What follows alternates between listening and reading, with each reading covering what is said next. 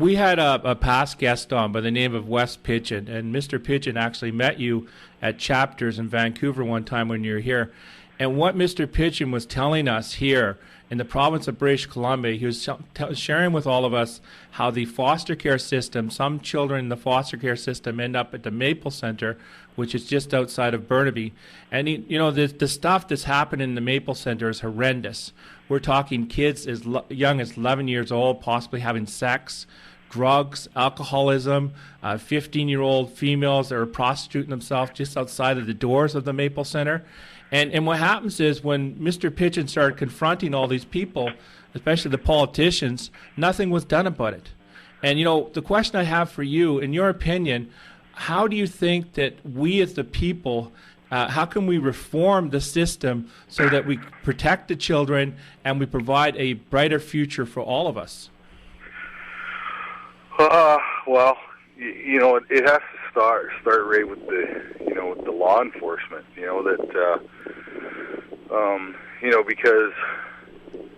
Because there's defense lawyers, there's an opportunity for these guys to get off from their crimes and what they do to young innocent children. And I think for so long that we've always swept this issue under the rug, and that's what we're seeing is that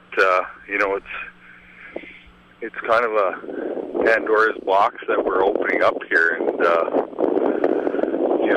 it's going to put a huge strain on on the justice system. It's going to put a huge strain on dollars being spent to reform this. And I don't know if the government at this point has set anything aside for that, and but I think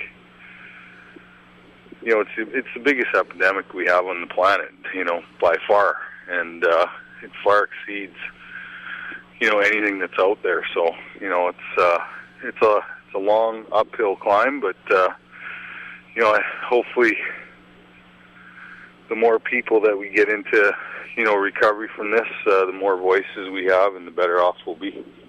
Yeah, and also we have to remember these numbers that I'm about ready to quote, these come from basically years ago. They've probably increased over the years.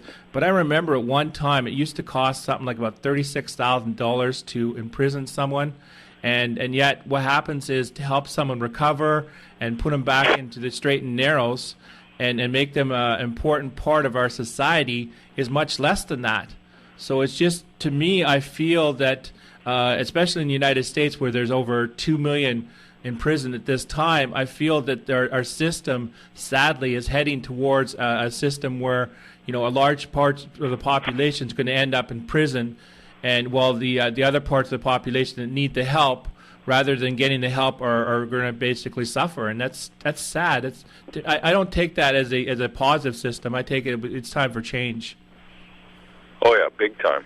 But it's got to come down from the people that are in power that have to make these changes and see that it's that it is the biggest epidemic we have on the planet, and they have to realize it and see it firsthand, but like I said, because the numbers are so high, when it comes, was it 2 out of every 9 people that walk the face of the earth have been sexually molested by the time they've been 16 years old. So, it's like I said, it's such a touchy subject, and the way that the law continually re-victimizes the victims, and how the media re-victimizes the victims.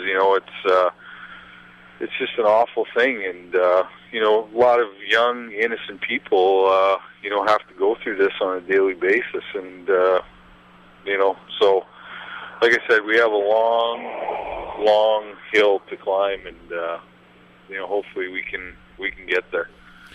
Yeah, when the federal Canadian government, when they're handing out awards, monetary awards basically to the Native American people who spent time in residential schools, it was on a point system. And I remember Kevin Annett was one time, he was sharing what the point system, what how the point system was made up.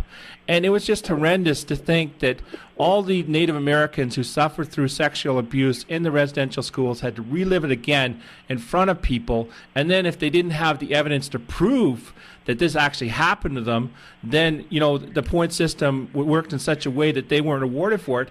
We have a gentleman that comes in here from time to time who's a Native American. His name is William Coombs.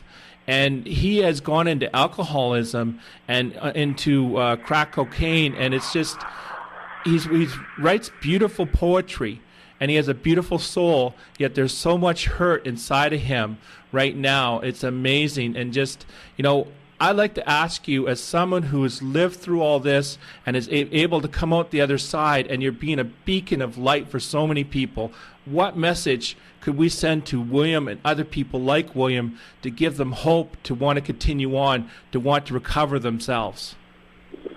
Well, I've said it, right from day one, is don't quit before the miracle. I think everybody has a miracle in their life, and you just got to stick with it. No matter how far down the ladder we may go, we can always make it back, and once we do make it back, we can live happy, productive lives, and then become advocates for what's going on, so that we can help other people. And I would just say, just don't give up hope at this point.